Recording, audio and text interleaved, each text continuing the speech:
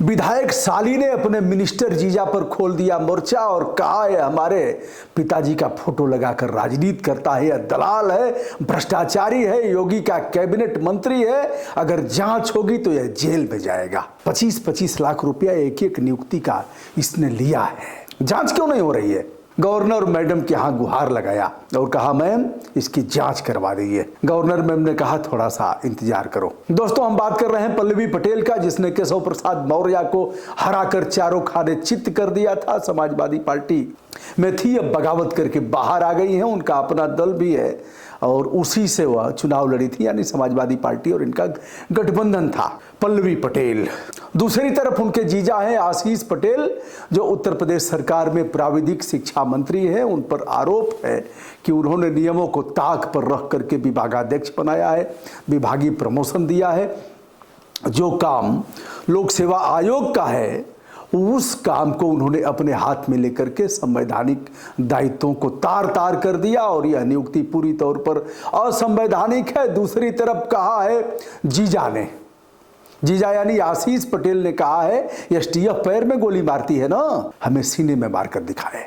STF सीने में गोली मार करके दिखाए, ऐसा कोई और नहीं कह रहा है। योगी कैबिनेट का मंत्री कह रहा है, वह कह रहा है कि हमें जान का खतरा है और सबसे अधिक खतरा अगर किसी से है तो वह है उत्तर प्रदेश के एसटीएफ से। वो यह भी कह रहा है कि धरना मास्टर यानी पल्लवी पटेल का कॉल डिटेल्स अगर निकलवा लिया जाए तो सब पता लग जाएगा कि इसके पीछे रिमोट कंट्रोल किसका है। हम डरने वाले नहीं हैं, हम सरदार पटेल के वंशज हैं। हम ईंट ईंट बजा देंगे, हम ईंट का जवाब पत्थर से देंगे, लेकिन हमें जान का खतरा है, ऐसा कह रहे हैं। दूसरी तरफ पल्लवी पटेल के माताजी को भी जान का खतरा है, यानी सोनेलाल पटेल की पत्नी कृष्णा पटेल को भी अपने दामाद से ही जान का खतरा है। अब सोनेलाल पटेल जी जो कन्नौज के निवासी थे, 1950 में उनका जन्म हुआ था और 8 अक्टूबर 2009 में उनकी मृत्यु हो गई थी दुर्घटना में। आज तक डांय डांय चिल्ला रही हैं कि सीबीआई जांच हो जाए, लेकिन सीबीआई जांच अभी तक नहीं हो पाई। कई बार प्रेस वार्ता में सीबीआई जांच की मांग की गई है और स्वयं मोदी जी के मंत्रिमंडल में कैबिनेट मंत्री हैं, मिनिस्टर हैं, केंद्रीय मंत्री हैं अनुप्रिया पटेल, और जांच नहीं हो रही है। क्या उल्लू बनाने का ठेका इन लोगों ने ले लिया है। यही पॉलिटिशियन है साहब। दोनों बहनें आपस में गुत्थम गुत्था हैं, लड़ रही हैं। एक बहन के साथ उनकी माताजी हैं और एक बहन के साथ उनके पतिदेव हैं। पतिदेव जब पत्रकार वार्ता कर रहे हैं तो उस समय अनुप्रिया पटेल वहाँ उपस्थित हैं और ऐसे कह रहे हैं, यानी सीधे सीधे योगी मंत्रिमंडल पर निशाना साधा है और यह भी कहा है कि औकात हो तो कार्रवाई करके दिखा दें। दोस्तों, क्या मामला है अब पूरा हम बताते हैं। यह भी कह रहे हैं कि एसटीएफ ही सारे षड्यंत्र की जड़ है और हमें सीने में गोली मार करके दिखाए। सोनेलाल पटेल बीएसपी बहुजन समाज पार्टी के संस्थापक सदस्यों में से एक थे। बाद में उन्होंने अपना दल की स्थापना किया और अनुप्रिया पटेल, सोनेलाल पटेल की मृत्यु के बाद उनकी पत्नी कृष्णा पटेल हो जाती हैं राष्ट्रीय अध्यक्ष सोनेलाल पटेल के पार्टी की। बाद में फिर उनकी बेटी 2014 में मिर्जापुर से चुनाव लड़ती हैं, लोकसभा का चुनाव जीत जाती हैं। मोदी जी के मंत्रिमंडल में वह मिनिस्टर पद धारण करती हैं। 2019 में भी चुनाव जीता, मिनिस्टर हुई, इस बार भी सांसद हैं। अब उन्होंने अपने पतिदेव को बना दिया है मिनिस्टर। योगी जी के मंत्रिमंडल में मिनिस्टर है आशीष पटेल। इन दिनों यह नाम काफ़ी चर्चा में है। अब बाबा को जांच करा देना चाहिए। बाबा काहे चुप हैं? इतना सब लखनऊ में ही हलचल हो रही है, आपको पता नहीं है क्या? लेकिन नहीं कराएंगे। पद से छिपके रहना है इसलिए नहीं कराएंगे, पद पर बने रहना है एनी हाउ इसलिए नहीं कराएंगे। करा दीजिए ना, इतना बड़ा मामला है, छोटा मामला नहीं है। अगर विधायक द्वारा आरोप लगाया गया है तो यह सामान्य बात नहीं है। विधायक चाहे किसी भी दल का हो, आप उसके चीफ मिनिस्टर हैं ना, तो मुखिया का दायित्व तो होता है कि जांच करा दें, लेकिन जांच कराने की दम कलेजे में होनी चाहिए। कलेजे में दम नहीं है।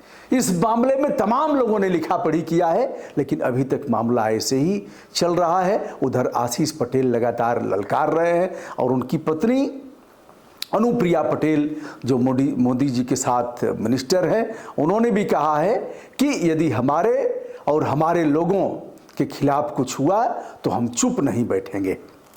हमारी पार्टी किसी भी पदाधिकारी और कार्यकर्ता पर अगर आंच आती है तो उसका जवाब देगी। हम इस मामले में चुप नहीं बैठेंगे। केशव प्रसाद मौर्य, भारतीय जनता पार्टी के कद्दावर नेता, जो पिछली बार भी डिप्टी सीएम थे, इस बार भी चुनाव हारने के बाद डिप्टी सीएम है, उन्हें पछाड़ने वाली सिराथू से पल्लवी पटेल अब हमलावर हो गई हैं। सपा पर भी समय समय पर हमलावर है और भाजपा पर भी हमलावर है। आशीष पटेल का कहना है कि भारतीय जनता पार्टी के लोगों के हाथ में रिमोट है और वह इन्हें नचा रहे हैं। अब धरना मास्टर का नाम उन्होंने दिया है। जीजा और साली में कटाकट चल रही है और लोग देख रहे हैं तमाशा। लेकिन अगर साली के बात में दम है, जीजा के तमाम मामलों को साली तो जानेगी ही। मैं उनकी साली हूं कसम से। आगे की पंक्तियां तो आप जानते ही हैं, बड़े जानकार हैं। जिनके आगे जी, जिनके पीछे जी, मैं उनकी साली हूं कसम से। तो अगर जीजा जी की पोल खोल रही है साली, तो फिर जांच करवा दीजिए। जीजा भी नंगे हो जाए और साली की बात में कितना दम है यह पता लग जाए। जीजा जी लगातार ताल ठोक रहे हैं और जीजा जी की धर्म पत्नी, जो मोदी जी की मंत्रिमंडल में शामिल हैं, वह भी ताल ठोक रही हैं। इधर साली भी लगातार हमलावर हैं। असलियत तो जनता के सामने आना चाहिए। लेकिन मैं उनकी साली हूं कसम से जीजा जी। क्यों चुप हैं जोगी जी? मैं उनकी साली हूं कसम से जीजा जी। चुप हैं ऐसे मामलों पर जोगी जी, खामोश हैं।